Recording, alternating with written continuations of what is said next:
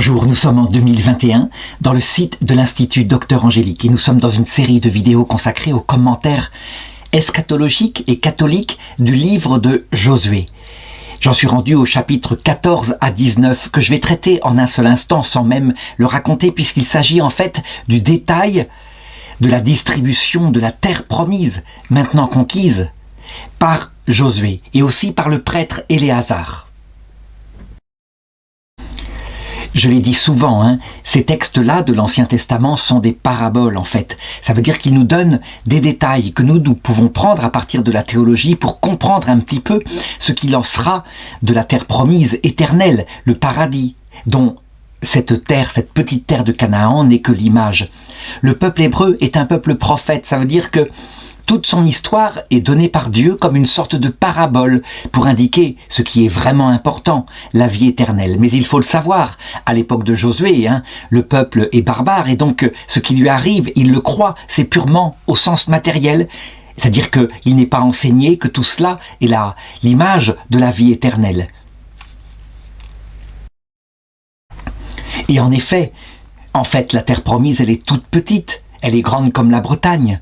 Et petit à petit, le peuple hébreu, avec la sagesse et la finesse qui s'approfondira en lui, comprendra qu'il y a quelque chose qui ne va pas, qu'il faudrait qu'il y ait une promesse qui corresponde à son cœur. On le verra en particulier avec le roi Salomon, qui était prophète, qui, jeune homme, évidemment, était sage, et qui ensuite, vers l'âge de 40 ans, se rendit compte que cette promesse purement matérielle ne suffisait pas.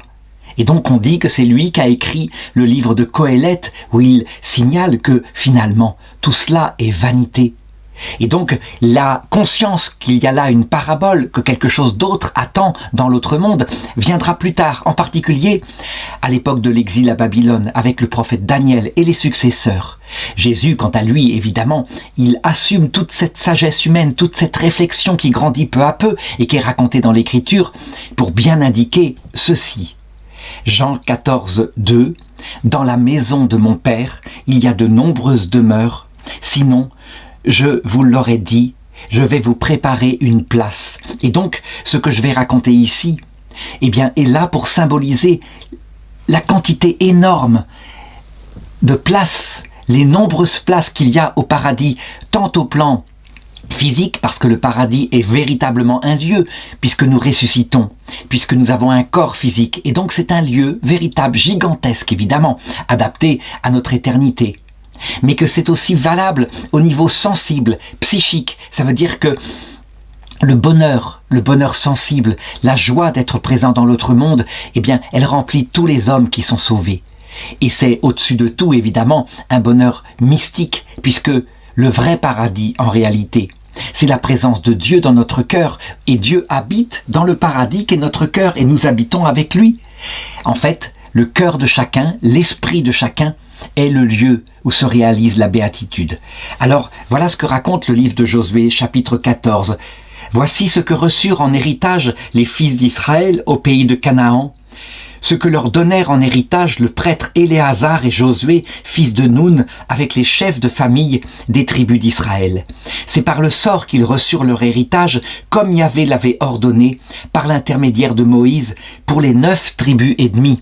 Et puis les autres tribus reçoivent un héritage, mais en dehors de Canaan, donc au-delà du Jourdain. Sauf la tribu de Lévi qui, elle, reçoit comme apanage Dieu et les autres tribus, pour la nourrir, payent la dîme chaque année. Et ensuite, est détaillé le don de chacun.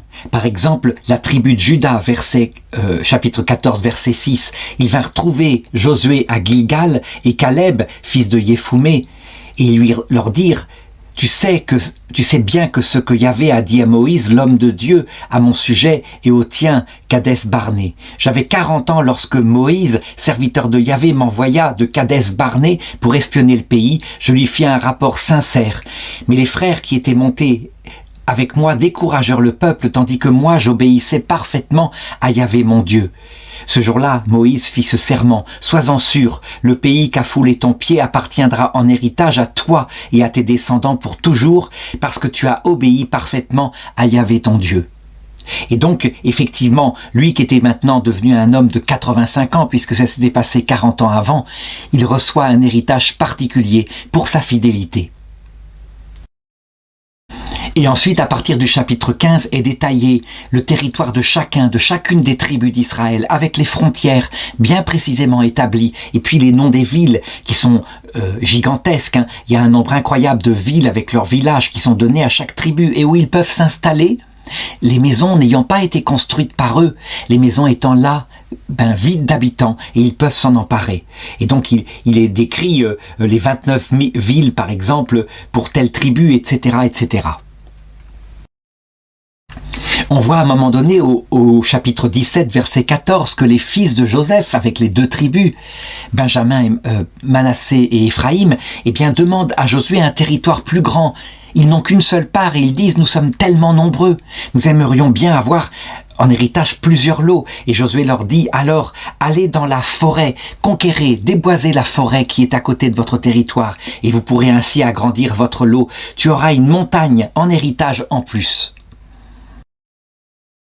Et ensuite, il est décrit les lots des autres tribus, Isaacar, Zabulon, etc. Donc, je ne vais pas détailler les choses. Je voudrais maintenant donner le sens allégorique, catholique, on pourrait dire, de ce texte-là. C'est très simple à comprendre.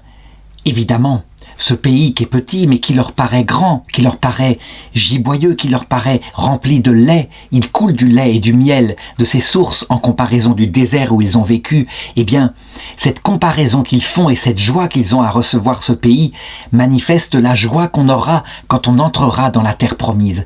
Les gens qui approchent la mort par des expériences proches de mort approchée le disent tous, c'est absolument fabuleux. C'est comme si la terre était une cave sombre et sinistre et on ne voudrait pas pour rien au monde revenir en cette terre.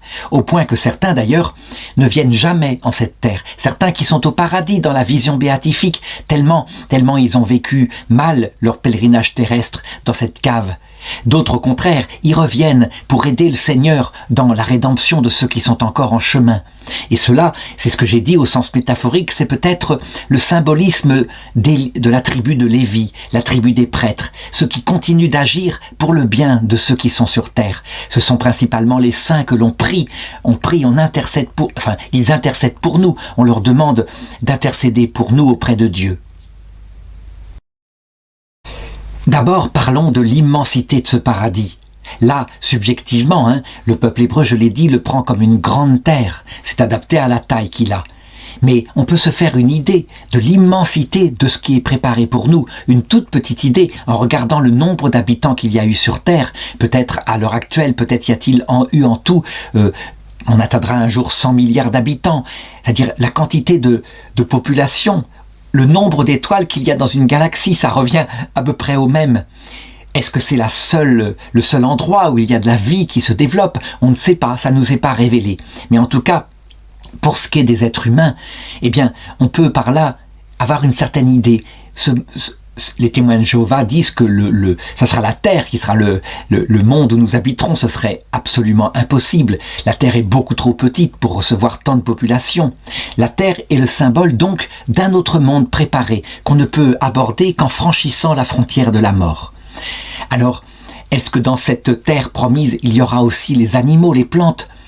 Saint Thomas d'Aquin le niait. Il disait « Ne subsistera dans l'autre monde que ce qui porte en lui une part d'éternité. » Donc, la quintessence, c'est-à-dire la matière immortelle, il imaginait qu'au-dessus de la lune, la matière ne se décomposait pas. Et puis, l'être humain, à cause de son âme spirituelle.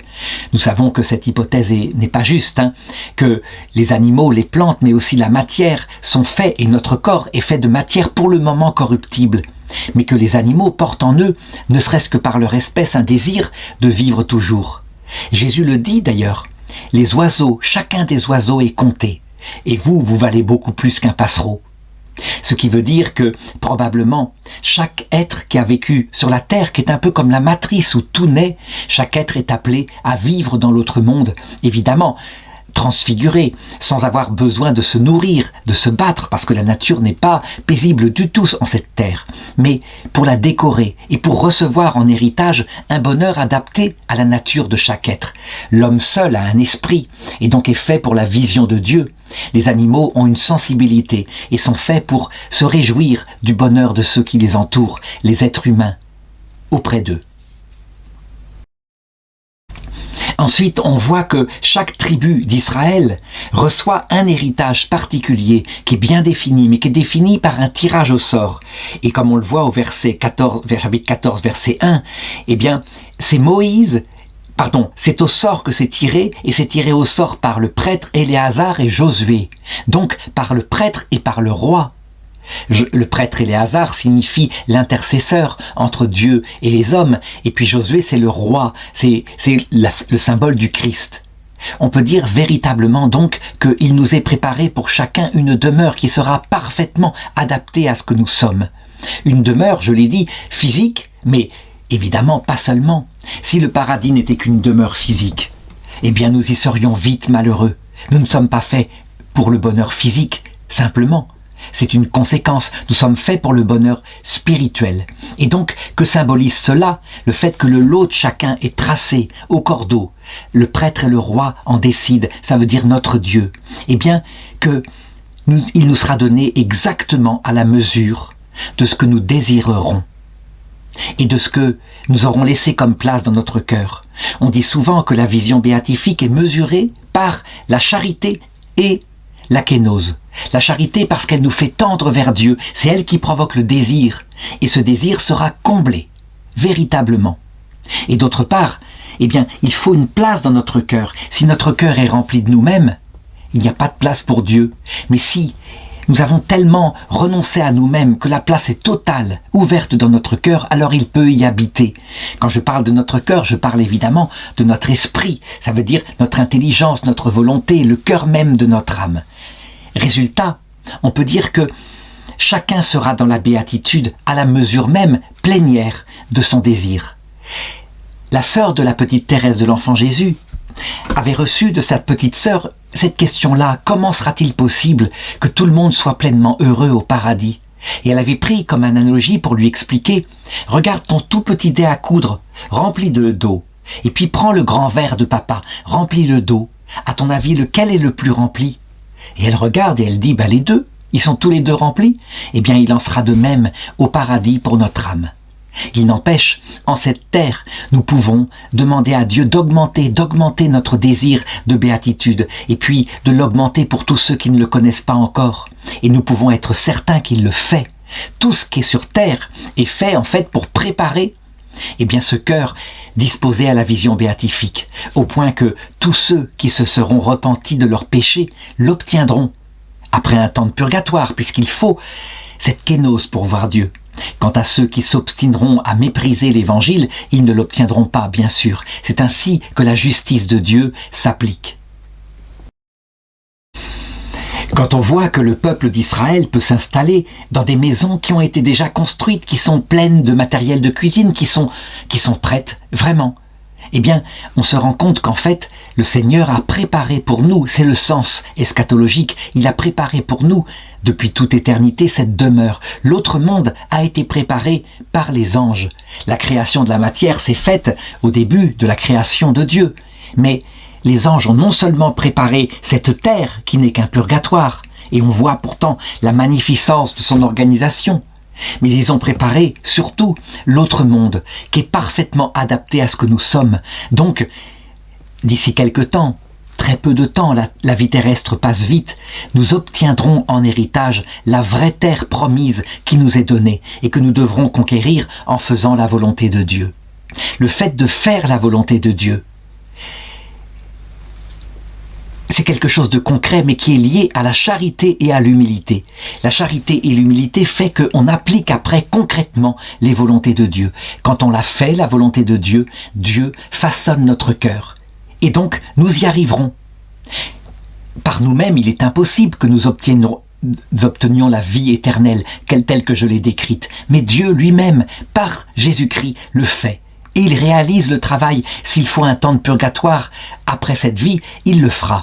Mais il y arrivera. Nous devons donc avoir une parfaite confiance, comme le dit Moïse et comme je le commenterai dans la suite du texte du livre de Josué.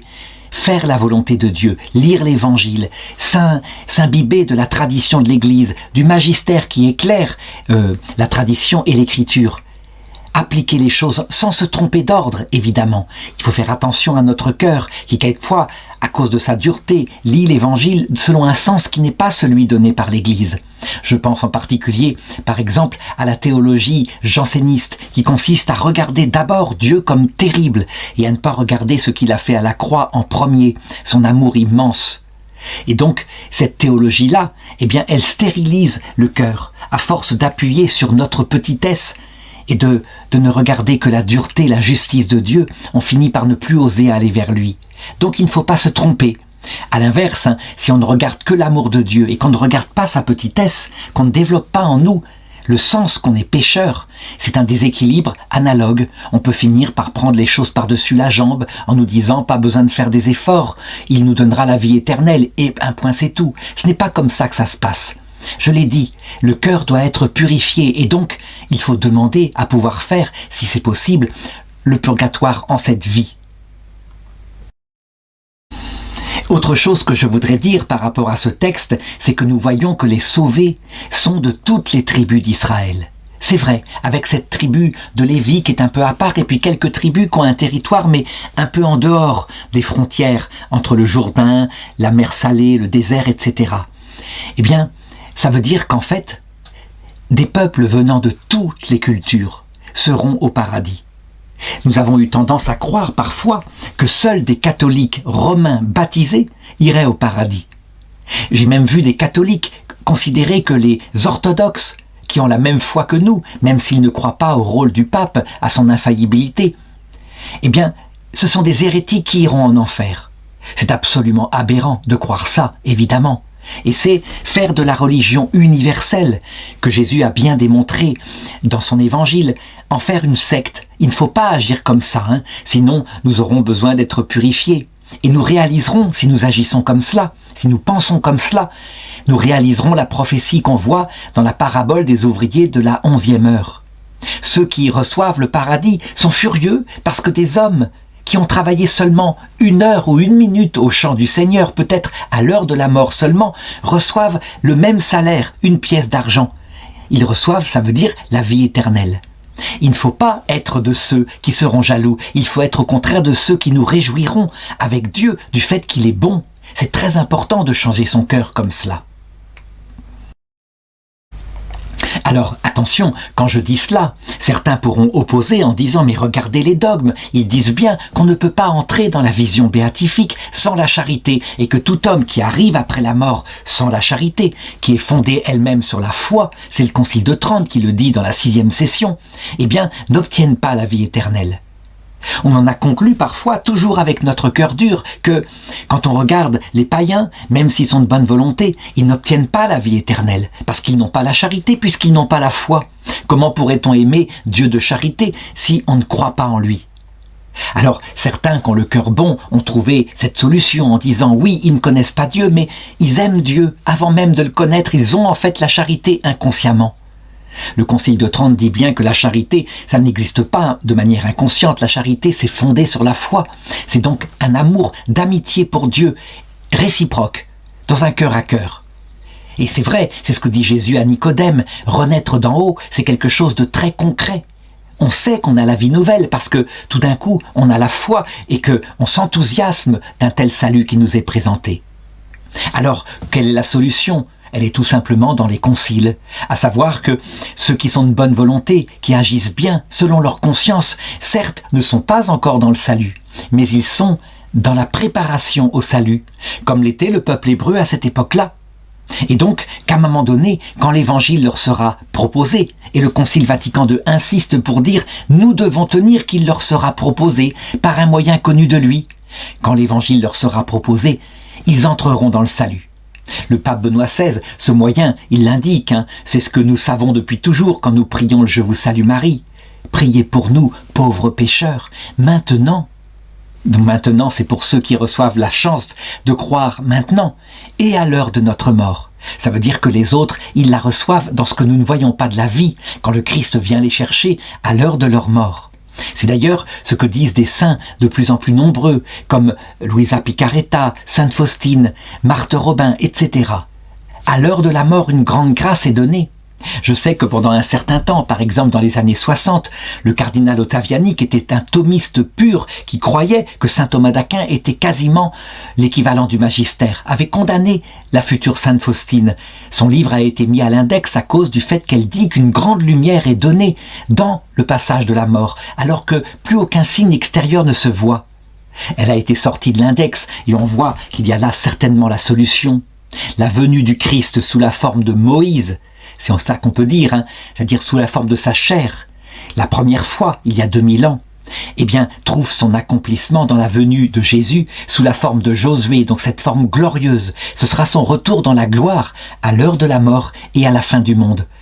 À partir de là, évidemment, tout est simple et on comprend comment la parabole qui dit que des gens qui avaient donné à boire à un pauvre et ils ne savaient pas que c'était Jésus, obtiennent le paradis.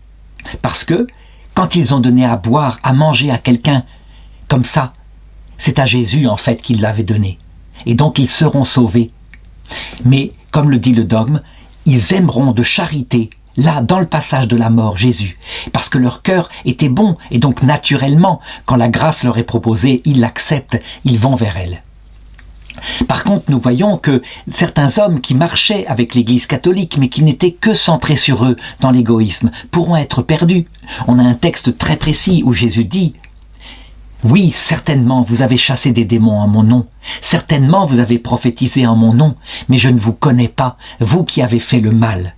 Allez-vous-en loin de moi. » Ça veut dire que des hommes qui sont baptisés dans l'Église catholique, mais qui ne vivent pas de la réalité de leur baptême, charité, humilité, faire la volonté de Dieu, peuvent se perdre. Alors, ce n'est pas, on le sait maintenant, ce n'est pas par un saint pacte arbitraire que Jésus les chasse à jamais. C'est si ces hommes-là, quand ils sont confrontés à l'heure de la mort à Jésus, dans son mystère qui leur apparaît, en fait, méprisent son évangile et il se révèle dans leur cœur ce qui se passe vraiment. Ils marchent dans l'inverse, ils suivent Lucifer. Alors dans ce cas-là, quand c'est parfaitement lucide, quand c'est parfaitement maîtrisé, quand c'est un péché contre l'Esprit Saint, ils perdent le salut éternel. Et je terminerai par ce petit détail de cette écriture, le rôle particulier de la tribu de Lévi. Est-ce que c'est un symbole de quelque chose qui est particulier au ciel ? Je le pense vraiment. C'est-à-dire que je pense que certaines personnes resteront à jamais prêtres. Je l'ai dit dans la précédente vidéo, certainement que la petite Thérèse de l'Enfant Jésus, qui avait annoncé qu'elle passerait son éternité à faire du bien sur la terre, tant qu'il y aurait quelqu'un sur la terre, ça je pourrais le préciser, mais qu'elle passerait son temps à cela. Eh bien, elle est devenue patronne des missions, et ce n'est pas pour rien, elle qui n'avait jamais quitté son couvent. En réalité, certaines âmes brûlent tellement de charité que, effectivement, elles reviennent sans cesse sur terre pour faire le bien. C'est elles qui, par exemple, agissent auprès de nous, pauvres petites âmes, qui mettent les épreuves qu'il faut pour façonner notre cœur plus vite dans l'humilité et l'amour, ou au contraire, enlèvent ces épreuves quand elles sont trop lourdes. Donc, il y a véritablement, avec Jésus-Christ, qui passe son temps, lui aussi, sur cette terre, avec la Vierge Marie, dont la mission consiste à visiter la terre pour l'amener à son Fils Jésus, il y a des âmes qui sont chargées particulièrement. Je pense que pour chacun d'entre nous, ce qui se charge de nous conduire à la place des anges ou avec les anges gardiens vers le salut, ça peut être nos ancêtres proches, notre papa, notre maman, qui sont au ciel et qui sont morts. Et il se charge aussi, notre arrière-grand-père, peut-être quelque chose comme cela. Donc notre famille terrestre est fondamentalement proche de nous, c'est certain. Mais il y en a qui se chargent certainement du salut de l'humanité entière. La petite Thérèse de l'Enfant Jésus, Sainte Faustine, les saints qui sont connus et canonisés, on les prie et ils se chargent véritablement de tous ceux qui les prient. C'est un peu, sans doute, le symbole de cette tribu de Lévi. Ça ne veut pas dire que les autres habitants du ciel, les autres membres des autres tribus, sont en permanence au ciel et ne se soucient pas du tout de nous qui sommes au purgatoire en chemin. Non, ils s'en soucient, mais quelquefois, ils ne se soucient que de leurs proches, ceux à qui ils ont donné la vie sur terre. Le salut ou le don universel de sa vie, c'est quelque chose de particulier. Est-ce que ça a un rapport avec la canonisation sur terre, telle que l'Église la pratique, quand le Seigneur fait des miracles pour dire qu'il veut que telle personne soit sur les autels? Ça a probablement un rapport, mais évidemment, ce n'est pas exclusif. Il y a des âmes qui sont fondamentalement, vraiment, et qu'on ne connaîtra jamais parce qu'elles sont toutes petites, parce qu'elles n'ont pas été repérées sur terre et qui sont fondamentalement dans la même mission que Sainte Thérèse de l'Enfant Jésus. Je le sais, comment est-ce que je peux le dire? Simplement, il suffit de se souvenir de Sainte Philomène. On avait retrouvé ces reliques, on ne sait même pas si c'est Sainte Philomène, mais ce qui est certain, c'est que le curé d'Ars, quand il obtenait un miracle, il l'obtenait par elle. Et on ne sait pas. Peut-être que Sainte Philomène est en fait le symbole de milliers de personnes du ciel qui ont la même mission que Sainte Cécile, Sainte Anastasie et d'autres vierges canonisées. Donc il y a véritablement une foule immense de personnes du ciel qui sont avec nous, qui marchent avec nous sur la terre, et il ne dépend que de nous de demander au Seigneur d'en être aussi. Donc nous pourrons, si nous le voulons, passer notre éternité à faire du bien, à aider les âmes qui sont en chemin sur la terre. Et j'espère que je serai l'une de ces âmes-là.